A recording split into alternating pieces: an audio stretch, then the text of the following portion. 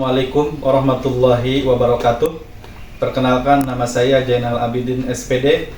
Saya adalah guru pendidikan agama Islam di SMK Bakti Karya Sawangan, juga sebagai mahasiswa pendidikan profesi guru di LPTK UIN Syarif Hidayatullah. Hari ini, Rabu tanggal 8 Oktober tahun 2025, saya akan melaksanakan praktek pembelajaran uji kinerja atau UKIN PPG PAI Batch 3 tahun 2025 di kelas 11 BDP 2 dengan materi pembelajaran beriman kepada kitab-kitab Allah. Selamat menyaksikan.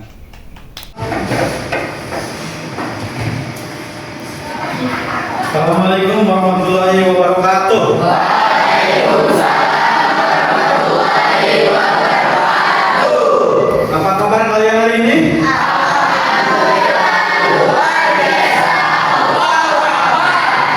Baik, sebelum Bapak mulai, Bapak ingin bertanya terlebih dahulu untuk ketua kelas, apakah hari ini sudah hadir semua? Alhamdulillah hari ini hadir semua. Alhamdulillah hari ini hadir semua. Baik, sebelum kita mulai, biasa kita berdoa terlebih dahulu. Yang gunanya doa ini adalah supaya semua pembelajaran kita, baik dari istilahnya setiap pelajaran berganti, mudah-mudahan Allah berikan kelancaran, juga mudah-mudahan kita diberikan ilmu yang bermanfaat. Amin. Saya minta dari Pani untuk memimpin doa terlebih dahulu. Silakan untuk diberikan. Ya teman-teman, sebelum kita mulai pembelajaran, alangkah baiknya kita akan membacakan doa suratul Al-Fatihah. Surat Al-Fatihah mulai.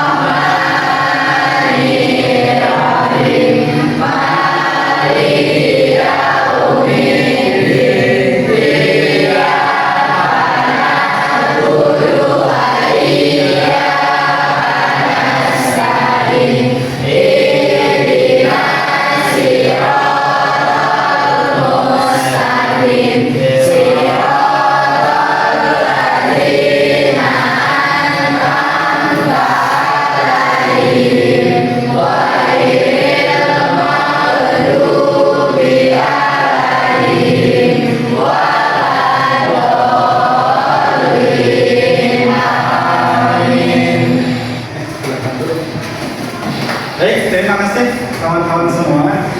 Hari ini sebelum Bapak memulai pembelajaran, Bapak ingin memberikan satu ilustrasi terlebih dahulu. Tapi mohon nanti kalau ada yang mau menjawab, silakan untuk tunjuk tangan terlebih dahulu, ya. Baik, bagaimana gini? Bayangkan kalau di satu tempat yang asing nih, di daerah yang asing, terus kita sudah mempunyai peta nih, sudah mempunyai peta ataupun rute, meskipun itu di daerah asing sekalipun. Kira-kira bagaimana perasaan kalian? Ada yang bisa menjawab? Oke, silakan Ulan. Perasaan saya nyaman karena sudah ada petunjuk ke jalan mana yang harus saya tempuh seterusnya. Oke, baik, beri waktu untuk Ulan.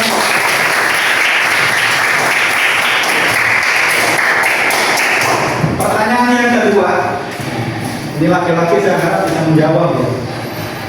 Kalau misalkan di satu pemerintahan itu ada disebutnya pelaturan atau ada hukum-hukum, nah kira-kira menurut kita kalau Allah memberikan satu aturan atau sebuah sanksi dan lain sebagainya ketika seseorang tidak melaksanakan tugas kewajiban, maka kira-kira nih Allah itu logis gak membuat aturan? Siapa yang menjawab?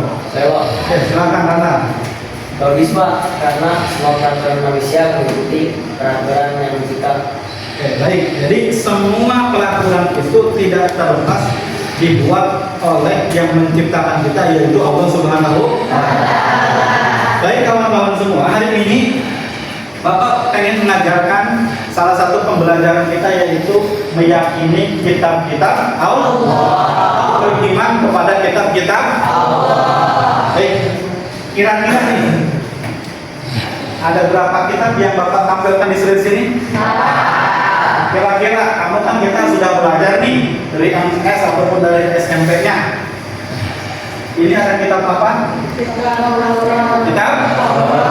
Yang ini kitab? Ini kitab? Yang satu lagi kitab?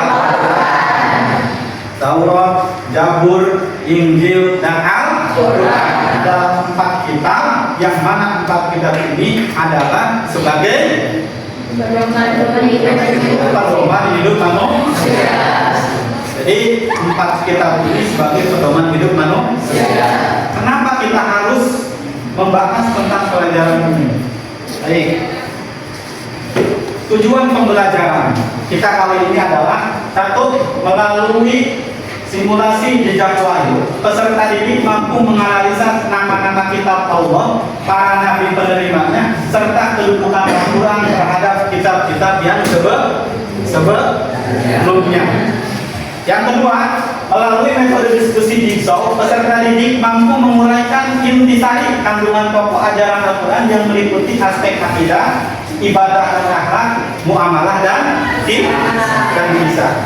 Sedangkan yang ketiga adalah melalui analisis studi kasus kontemporer, peserta didik mampu merumuskan solusi permasalahan berdasarkan implementasi dari intisari ajaran Al-Quran. Jadi yang kita bahas hari ini bagaimana mampu membedakan dari kitab-kitab yang sebelumnya sampai dengan kitab yang kita anut, yaitu kitab Al-Quran.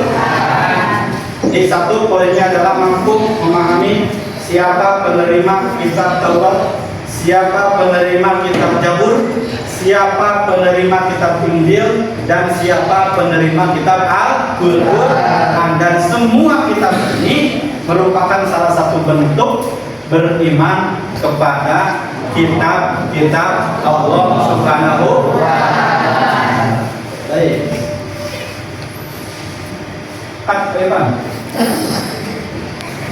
Baik, kawan-kawan semua, sebelum masuk ke materi, Bapak ingin merefleksi terlebih dahulu bahwa dari kitab-kitab yang patut kita imani, kamu boleh lihat ke depan. Yang pertama ada kitab Zabur, ada kitab Taurat, ada kitab Injil, dan ada kitab Al-Quran.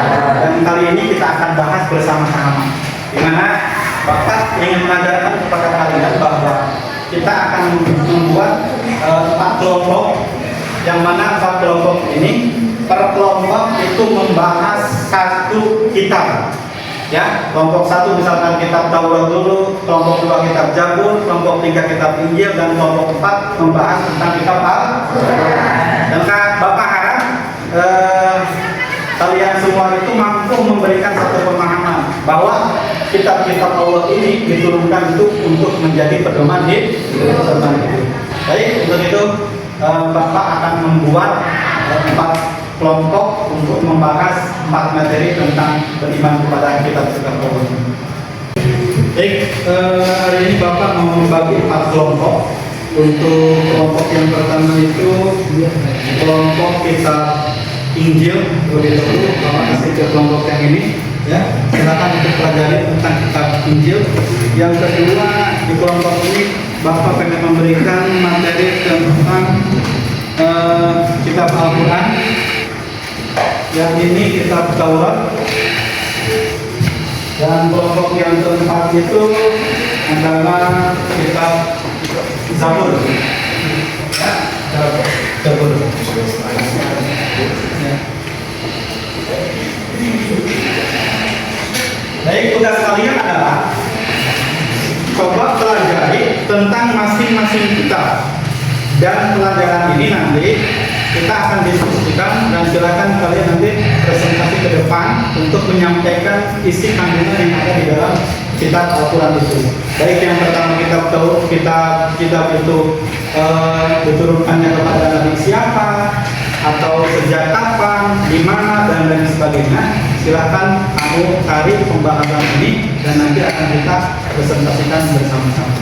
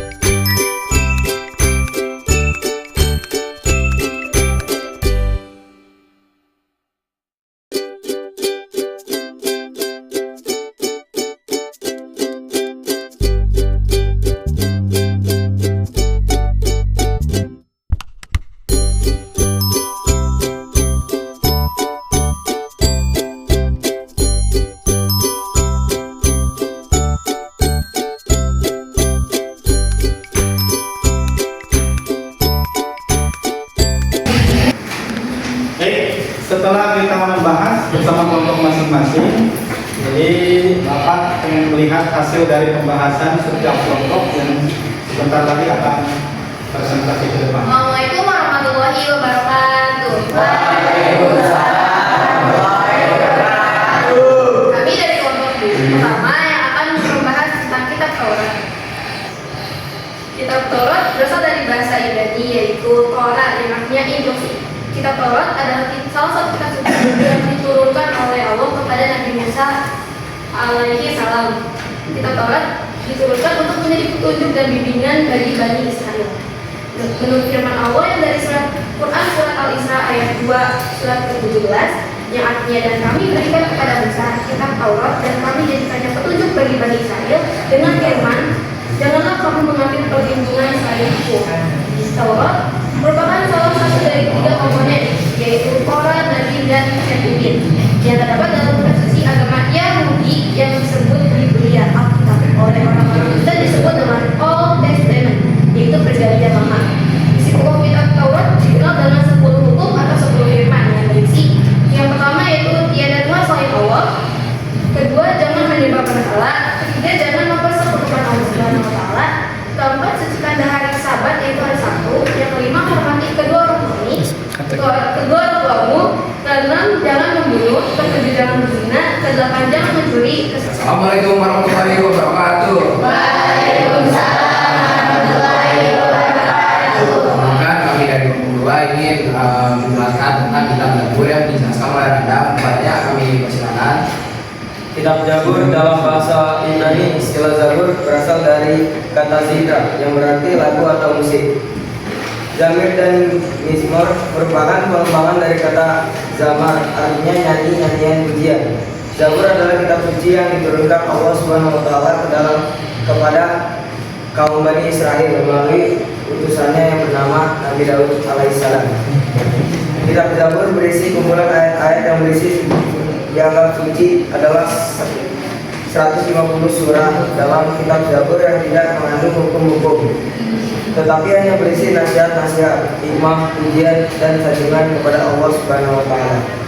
Secara garis besar, nyanyian rohani yang disenandungkan oleh Nabi Daud alaihissalam dalam kitab Zabur terdiri atas 5 macam.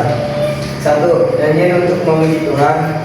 2. Nyanyian perorangan sebagai ucapan syukur. 3. Tatapan-tatapan jamaah. 4.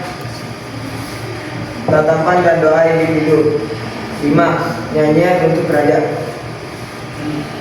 Ya, mungkin sekian yang kita bisa sampaikan dari kita tadi yang menjelaskan kitab Zabur. Kurang lebih mohon maaf. Wassalamualaikum warahmatullahi wabarakatuh. Waalaikumsalam warahmatullahi wabarakatuh. Assalamualaikum warahmatullahi wabarakatuh. Waalaikumsalam warahmatullahi wabarakatuh. Baik, berdirinya kami di sini sebagai kelompok 3 ingin menjelaskan tentang kitab Injil yang diturunkan kepada Nabi Isa alaihissalam. Kitab Injil diwahyukan oleh Allah Subhanahu wa taala kepada Nabi Isa alaihissalam. Dalam kitab Injil terdapat pula keterangan mengenai akan lahiran Nabi yang terakhir dan penutup para nabi dan rasul bernama Ahmad atau Muhammad Shallallahu Alaihi Wasallam.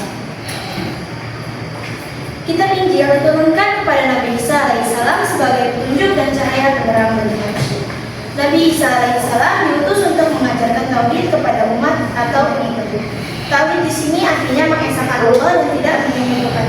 Penjelasan ini tertulis dalam Quran surah Al-Hadid surat ke-57 ayat ke-27 yang artinya, kemudian kami susulkan rasul-rasul kami mengikuti jejak mereka, dan kami susulkan pula Isa putra Maryam, dan kami berikan Injil kepadanya, dan kami jadikan rasa santun dan kasih sayang dalam hati orang-orang yang mengikuti. Kitab Injil dan kitab Taurat yakni sudah mengalami perubahan dan pergantian yang dilakukan oleh para manusia. Kitab Injil yang sekarang memuat tulisan dan catatan perihal kehidupan atau sejarah hidup Nabi Isa alaihissalam. Kitab ini ditulis menurut versi penulisnya yaitu Matius, Markus, Lukas, dan Yahya atau Yohanes. Mereka sebenarnya bukanlah orang-orang yang dekat dengan masa hidup Nabi Isa alaihissalam. Sejarah mencatat sebenarnya masih ada lagi kitab Injil versi Bernada. Isi dari Injil Bernada ini sangat berbeda dengan isi keempat Injil yang disebut di atas. Oke, kurang lebihnya mohon maaf. Wassalamualaikum warahmatullahi wabarakatuh. Assalamualaikum warahmatullahi wabarakatuh. Kami dari kelompok 4 akan mempresentasikan hasil diskusi kami mengenai kitab Al-Quran. Kitab Al-Quran. Al-Quran merupakan kitab suci yang diturunkan Allah Subhanahu wa Ta'ala kepada Nabi Muhammad SAW melalui malaikat Jibril. Al-Quran merupakan penyempurna dari kitab-kitab lain yang telah diturunkan sebelumnya. Al-Quran diturunkan tidak sekaligus, melainkan secara berangsur-angsur. Al-Quran diturunkan selama kurang lebih 23 tahun atau tepatnya 22 tahun 2 bulan 22 hari. Al-Quran terdiri atas 30 juz, 114 surat, 6.236 ayat, 74.437 kalimat, dan 325.345 huruf.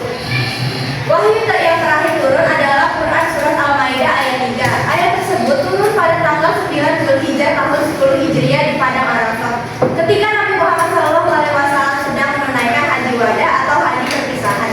Beberapa hari setelah menerima wahyu tersebut, Nabi Muhammad SAW. Kesimpulannya adalah Al-Quran adalah wahyu terakhir yang diturunkan kepada Nabi Muhammad SAW sebagai petunjuk hidup bagi seluruh umat manusia. Isi kandungan Al-Quran mencakup ajaran tentang keimanan, ibadah, akhlak, dan hukum kehidupan. Al-Quran menjadi penyempurnaan kitab-kitab sebelumnya dan tetap menjaga keasliannya hingga akhir zaman. Sekian presentasi dari kami, kurang lebihnya mohon maaf. Terima kasih yang sudah menyimak. Wassalamualaikum warahmatullahi wabarakatuh.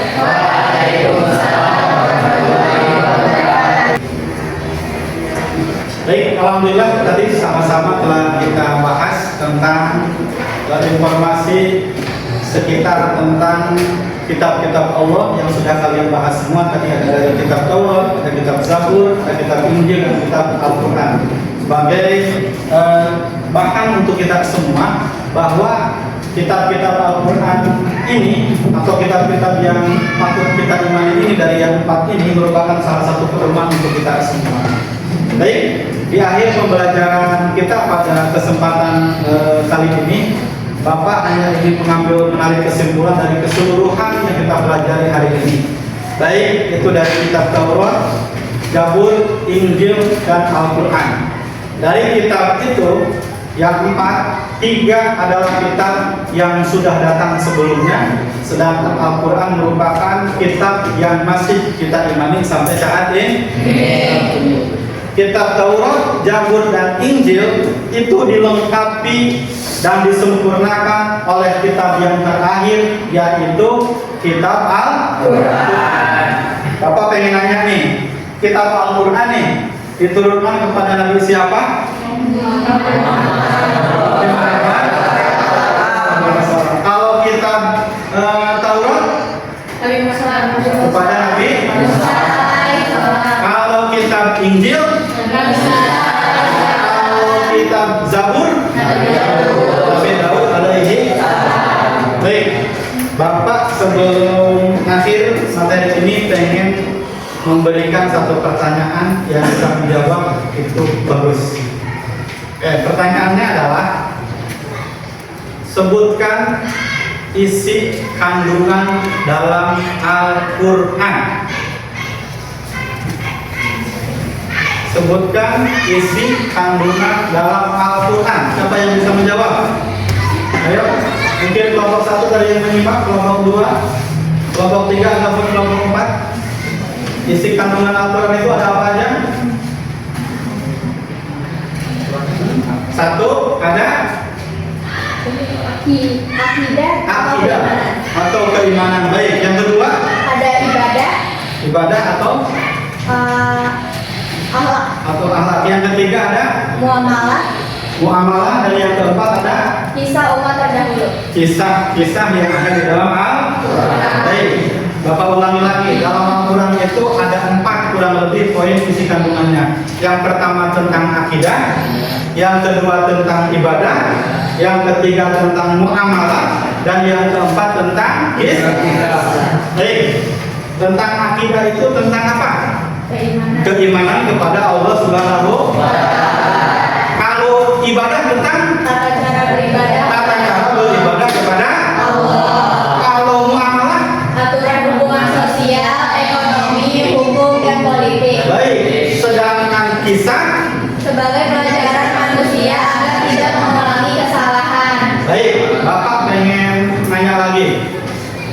sebutkan salah satu kisah, satu aja dari beberapa kisah yang ada dalam Al-Quran. Yang kisah itu seseorang raja yang jahat, yang laknat pada masa pemerintahan Nabi Musa alaihi wassalam, dan kisah itu diabadikan dalam Al-Quran. Kisah siapakah kerajaan itu?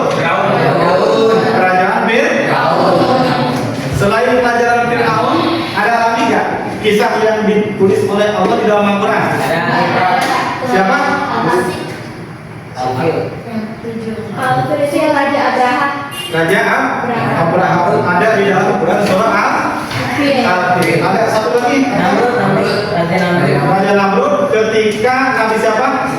Nabi Ibrahim alaihi wassalam. Berarti ada beberapa poin penting yang patut kita yakini bahwa semua sumber itu memang datang wahyu dari Allah Subhanahu wa Ta'ala. Baik, alhamdulillah pembelajaran kita pada pagi hari ini telah selesai, sama-sama kita laksanakan. Mudah-mudahan ilmu pembahasan tentang beriman kepada Allah ini bisa bermanfaat untuk kita semua, dan mudah-mudahan juga bisa bermanfaat untuk kalian semua. Amin. Mari sama-sama kita tutup dengan pembacaan hamdalah bersama-sama.